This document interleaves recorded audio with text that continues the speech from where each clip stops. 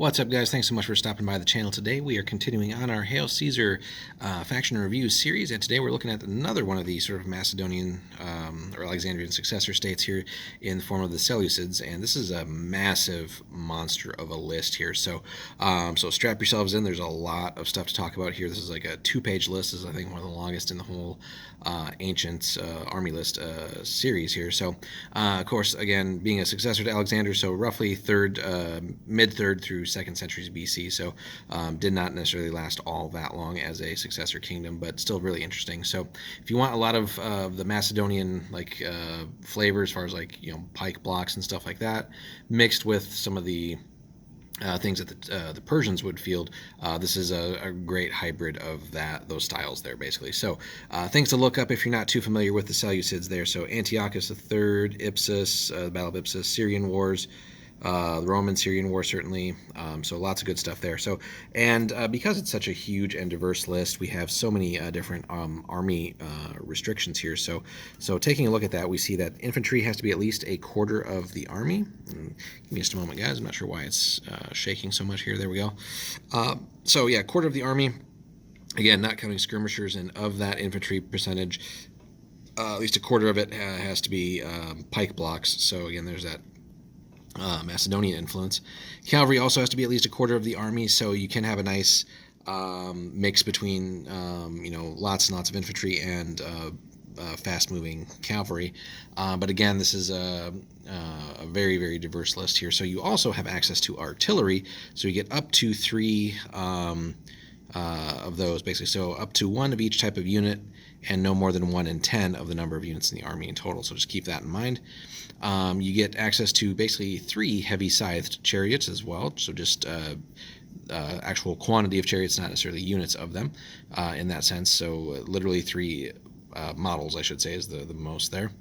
And then also elephants up to 10%. So again, you kind of get a little bit of everything in this list, and in that sense, really just a truly type of combined forces approach here. So you can really throw just anything you could possibly think of at the opponents, and really could you never really have to field the same exact list twice. There's just so many different wrinkles and strategies and stuff you could be employing here. Anyway. 4 units per division as normal, and then the skirmisher restrictions there as well. So let's get into it, guys. Like I said, this is a massive monster here. There's a lot of units to talk about. So we get our standard phalangite package here. So heavy infantry with pikes. Again, they come with phalanx and the typical heavy infantry stat lines. So 32 points a pop there. Again, you are paying a pretty penny for that, but these guys do work. So up to half of those guys could be upgraded to veterans as well. So whether they're from immediately in the period right after Alexander's death to a little bit later, but nonetheless, these guys are these vets, right? So they bring you drilled as well as phalanx for another 3 points. Again, stats don't change in any of these upgrades here, but you're piling on the special rules, which is never a bad thing here. Then 1 guard unit, basically, sort of like the general's bodyguard. So they also gain elite and stubborn. Now you're going to pay a hefty price for that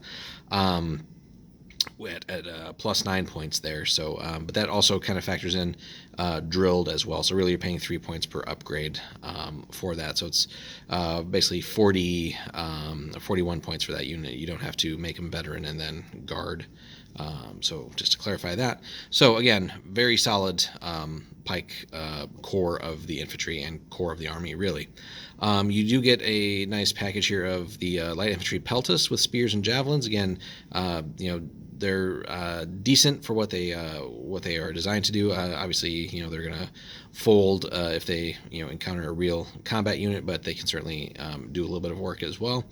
You could also basically upgrade 1 of them into Thracians, which will give you tough fighters for another 2 points. Interestingly, bumps the clash up by 1 there, so for 6, and then changes the short range stat just a little bit there. But tough fighters for another 2 points is pretty cool. But if you wanted to, you could also pay or get a downgrade or discounted points to basically downgrade them into small units, but that can also be very useful as well. And then showing some of the sort of influences of later developments and ways that the armies were changing. You can field Thoracitai, medium infantry with spears and javelins. So again, a solid unit, no frills, nothing overly fancy there, typical medium stat line. but certainly a lot cheaper than the phalangites. And if you need to fill in some extra spaces but don't quite have the points for those more elite units, then that's a great option to go with as well. Also, Cappadocian light infantry with javelins as small units, so just straight up javelin throwing unit there, no really combat ability whatsoever. So in that sense, they're the same as a downgraded peltist unit, so there's not necessarily much reason to field them specifically unless you wanted to, I guess, for paint purposes or hobby purposes. They don't really do anything different. We move on. We get more medium infantry here, guys. So we have Galatian medium war bands as well to throw at people. We've seen those in some of the more recent lists we've reviewed. Again, you get that very fancy or very sweet 9 on the clash value because of it being a war band. And they are also wild fighters. Now, again, they do also keep that 5-up save for the war band, or sorry, the medium infantry stat line there. 28 points a pop for all of that. Now, of course, they're going to get a little bit weaker in subsequent rounds, but nonetheless. And then, if that were not enough, we could also upgrade one unit there to basically. Actually, we just get one unit of the warband, but we could upgrade that one unit into Naked Fanatics. So, if the points are there and if you feel like that can fit into your plan, it's certainly worth it for 4 points. You get Fanatic and Frenzy Charge on top of everything else. So, something to keep in mind there. Then we get into our skirmisher package here, which is, again, pretty standard across the board.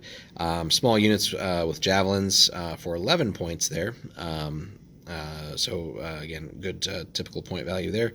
We could go to get some long-range firepower, give half of those guys slings for just an extra point, or if you wanted to go the bow route, similar quantity there for also just 1 point. So depending on what kind of range you want to have for your long-range abilities, that's certainly a good option there. And we could upgrade the Bowmen to Cretans, which is kind of cool because normally that's like only a 1-unit restriction for the whole army. But here, all of your Bowmen could be Cretans for an extra point. So you could have a pretty solid core of marksman Bowmen to supplement your long-range firepower. So that's really awesome there. And then as long as they're not Cretans, you could essentially save some points there if you want to make your skirmishers levies, just to if you're struggling for the points there. So that is kind of the first half of the list, and then we jump over and get the whole second half. Like I said, this is a monster of a list, guys, so there's just so much you can field. So now we get into the cavalry elements here. So we get a gamma heavy cavalry with spears, again very potent on the charge or that first round. They're drilled in elite as well, so kind of like that companion cavalry there. They will do work, right? And they get that actual heavy cavalry stat line, so you're gonna have that morale save of 4 as well. So just really good stuff. If we wanted to, we could also upgrade them to cataphracts. For an extra point. You do want to look up the cataphract abilities there, but still drilled in elite for just 1 more point. And then if you wanted to, you want a little bit more offensive firepower, you could upgrade them with the Kontos, which is more like a lance, if I'm not mistaken. Does change the short range stat a little bit, and they're still drilled in elite, but that does give you, I think, a little bit more of a benefit on the charge. Then, even though this is in some sense a downgrade because their medium cavalry is still like just really good. You have what are called line medium cavalry, armed with spears, so still very potent there. And they're still drilled, and you get 30 points for those. If you wanted to, you could upgrade them into heavy cavalry, so just a different flavor of heavy cavalry. Still drilled, just not elite, for 33 points.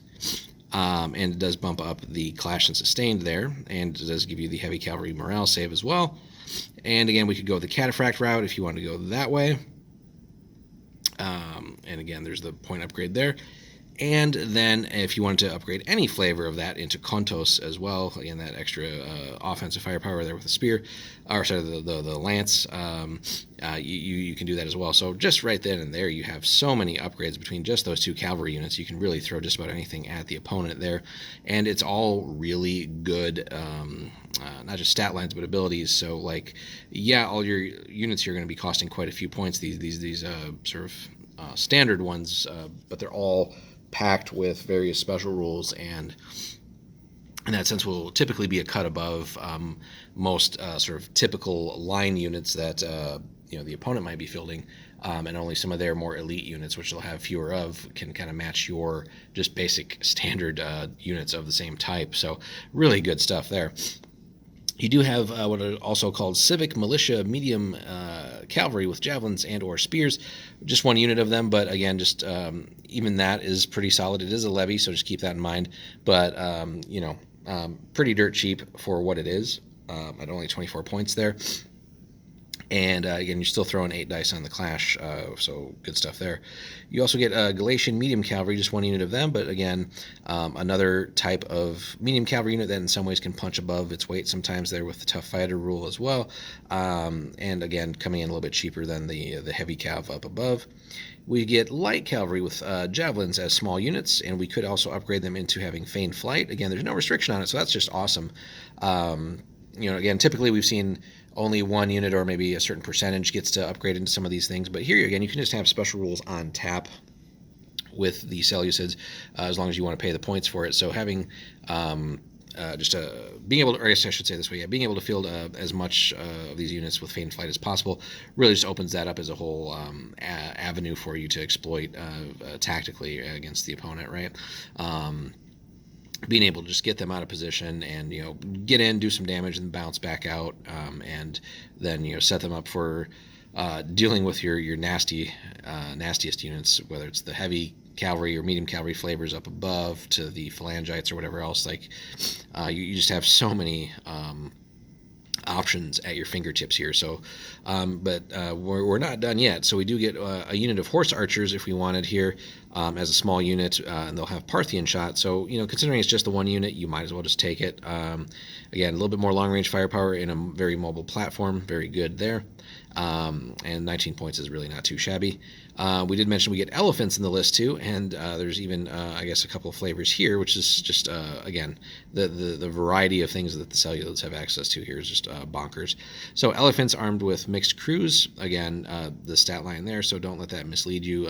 Again, look up, at some point review the elephant rules for you guys if you don't know them already, but that is pretty cool as well. Light infantry, elephant guard. Oh, that's like the runners. Okay. Guard with slings and bows, fielded as small units up to 1 per elephant. And reduction to field light infantry, elephant guard with javelins if you want to go that route. So basically, kind of like the chariot runners that we saw in a lot of the Bronze Age lists, you have like little skirmisher guys that kind of run around with your elephant to kind of protect it and also just add a little bit more damage where possible. So yeah, they form subunits of the elephant. So again, good stuff there. Then we mentioned we get up to 3 heavy Scythe chariots. So again, fielded as just 1 model units. This isn't about range. This is about getting in there and doing damage and causing chaos. So clash of 7 there, and 10 points per unit. So again, even if these guys don't end up doing that much damage, the opponent will probably react strongly to them, and that could force them into doing things they don't want to, or have them kind of get themselves out of position to deal with those chariots potentially. But again, they might still do. So getting into the artillery section next, we see that we get light artillery bolt throwers. Again, just obviously these are not going to do anything in combat, right? So if combat has been initiated here, you can pretty much kiss those goodbye. But the ability for the light bolt thrower to cover you at short and to long range as well for some solid damage.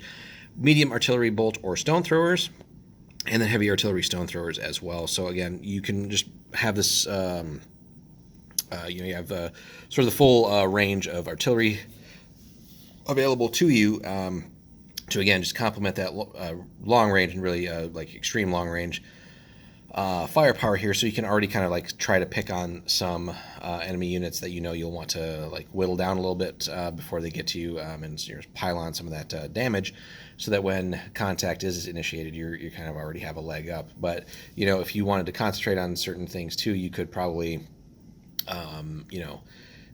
put enough damage on an enemy unit to the point where they might test and flee off the battlefield already too, which could open up some interesting holes in the enemy's lines too. Or certainly you could also point all your artillery at whatever their single best unit is, put some serious damage on that and kind of just ruin some of their plans there. So there's so many cool options that you have here. And then everything here is under leadership 8, which again is going to definitely be it's the bog standard across most of the list, but certainly you're going to need it to make this list function. Again, this is so diverse. There's so many things you could be doing here with this list that you're definitely going to want to make sure you make wise decisions and try to put good orders together so that you can get the most function out of your army.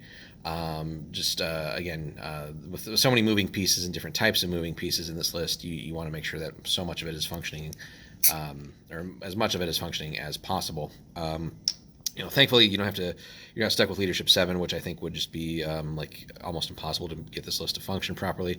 Would have been cool to maybe see a leadership 9 option, but again, the Seleucids weren't really around all that long, so it's fine to not have that. You could certainly try and house rule it maybe with one of the kings of that. But nonetheless, this is such a cool list. So again, if you've already collected Macedonians and or Persians in some capacity, you owe it to yourself to give this list a try. It's kind of the best of both worlds here. You have all the things that made the Macedonian list great, and with most of the things that made the Persian list great. And you throw that all into one massive super list here, and really this is kind of a not just a sleeper giant in that sense, but like this should very in capable hands, this should do serious damage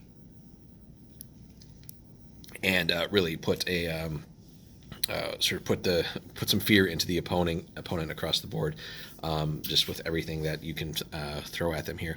So again, just as a quick recap, right? We look through the infantry. You basically have every possible option that we've seen so far across the lists, from heavy, medium, light infantry, all types of skirmishers, and missile support at short range, a little bit of long range as well. You have access to just any number of specialized units on tap, as far as like special rules and sort of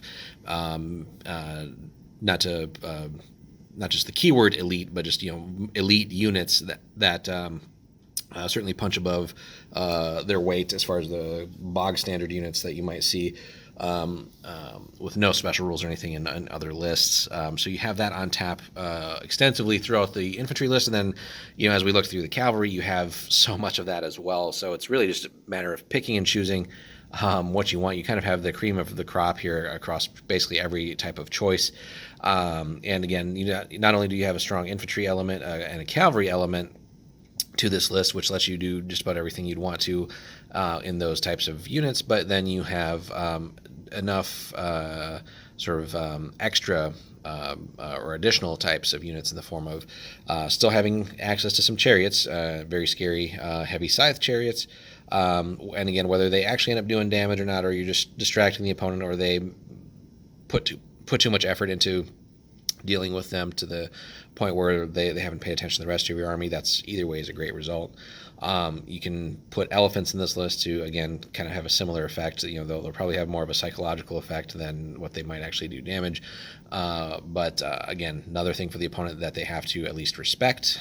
And all the while, as that's going on, you can be pelting them with all different flavors of artillery here, which again is just scary. So I certainly feel like the larger the game, the more that favors the Seleucids as well, just because again you get to bring more of your toys and more quantity of these toys with all these special rules. So just keep that in mind. I certainly would recommend this. Again, if you've collected Greeks, Macedonians specifically, of course, and or Persians, this is just a fantastic list and gives you another thing to play and sort of work towards. And again, if you wanted to, you could collect more and really focus on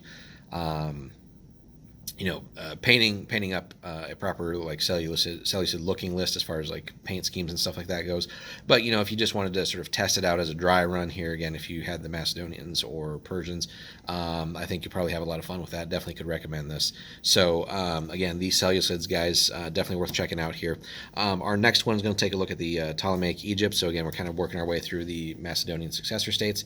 So again, thank you so much for stopping by and checking this one out. Really do appreciate you guys. Leave a comment if you could, if you've played with the Seleucids, what have your experiences been? Have you managed to put it all together and string together some impressive wins, or have you fell flat? And if you played against the Seleucids, what similar, have you had success or have you struggled against them? What's caused all that? Let us know in the comments, guys. Again, thanks so much for stopping by. Take care, and we'll see you in the next one.